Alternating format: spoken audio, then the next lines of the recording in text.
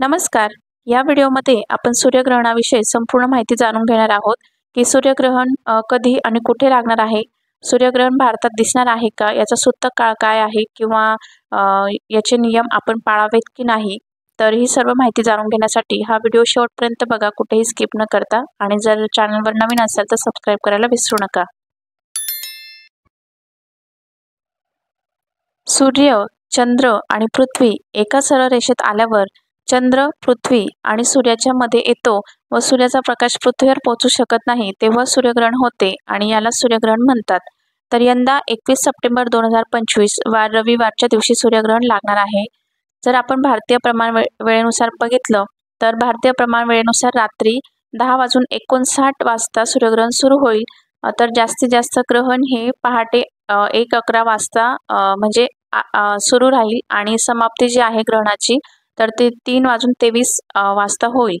म्हणजे 21 सप्टेंबर रविवारच्या दिवशी रात्री जवळजवळ 11 वाजेपासून ते पहाटे 3:30 वाजेपर्यंत आहे.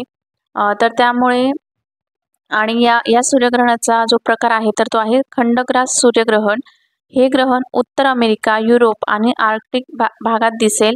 भारतामध्ये हे ग्रहण दृश्यमान होणार नाही. म्हणजे भारतामध्ये याची वेळ जी आहे तर ती आपली रात्री ते पहाटेपर्यंत सूर्यग्रहण असणार, म्हणजे याची वेळ आहे. तर त्यामुळे भारतामध्ये हे सूर्यग्रहण दिसणार नाही. आणि भारतामध्ये सूर्यग्रहण दिसणार नसल्यामुळे सूतक काळ सुद्धा आपल्याला लागू होत नाही. त्यामुळे मंदिराचे दरवाजे बंद ठेवणे किंवा पूजा थांबवणे किंवा ग्रहण संबंधी जे सूतक नियम पाळणे आवश्यक नाही. तर 21 सप्टेंबर 2025 रोजी सर्व पित्री अमावस्या सुद्धा आहे आणि भारतात ग्रहण दिसत नसल्यामुळे आपण पितरांचं जेवण किंवा पितर तर्पण व श्राद्धविधी नेहमीप्रमाणे आपण करू शकतो. आणि हे सूर्यग्रहण भारतात दिसणार नसल्यामुळे आपल्याला पारंपरिक सावधानता किंवा अगदी कडक नियम पाळण्याची गरज नाही. पण घरात जर गर्भवती स्त्रिया असतील किंवा जर नियम पाळायचे असतील तर सूर्यग्रहणाचे नियम तुम्हाला मी पुढे सांगते. तर सूर्यग्रहणामध्ये धारदार वस्तू असतात, म्हणजे सुई, चाकू, कात्री वापरणे टाळावे. नंतर गर्भवती स्त्रियांनी घराबाहेर जाणे टाळावे. त्यानंतर ग्रहणाच्या सूतकाळामध्ये अन्न, पाणी ग्रहण करू नये. नंतर पूजा, देवदर्शन टाळावे. ग्रहण संपल्यानंतर स्नान करून देवपूजा व दान करावे.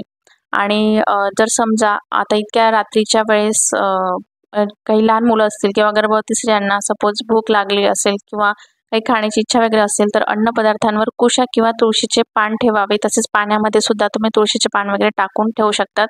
तर असे काही सूर्यग्रहणाचे हे पारंपरिक नियम आहेत. तर जर तुम्हाला पाळण्याची इच्छा असेल किंवा पाळायचे असेल तर तुम्ही हे नियम पाळू शकतात. आणि थोडक्यात सांगायचं झालं तर 21 सप्टेंबर 2025 रोजी होणारे सूर्यग्रहण हे भारतात दिसणार नसल्यामुळे सूतक, गर्भवतींसाठी विशेष नियम किंवा पितर तर्पणावर कोणतेही बंधने नाहीत. तर श्राद्धविधी व सर्व धार्मिक कार्य आपण नेहमीप्रमाणे करू शकतो. तर अशा प्रकारे सूर्यग्रहणाविषयी संपूर्ण माहिती या व्हिडिओमध्ये आपण जाणून घेतलेली आहे. तर हा व्हिडिओ तुम्हाला कसा वाटला कमेंट करून नक्की सांगा. व्हिडिओ आवडला असेल तर लाईक, शेअर, कमेंट आणि चॅनलला सबस्क्राईब करा. आणि असेच माहितीपूर्ण व्हिडिओ बघण्यासाठी शेजारी दिलेल्या बेल आयकॉनलाही प्रेस करा. धन्यवाद.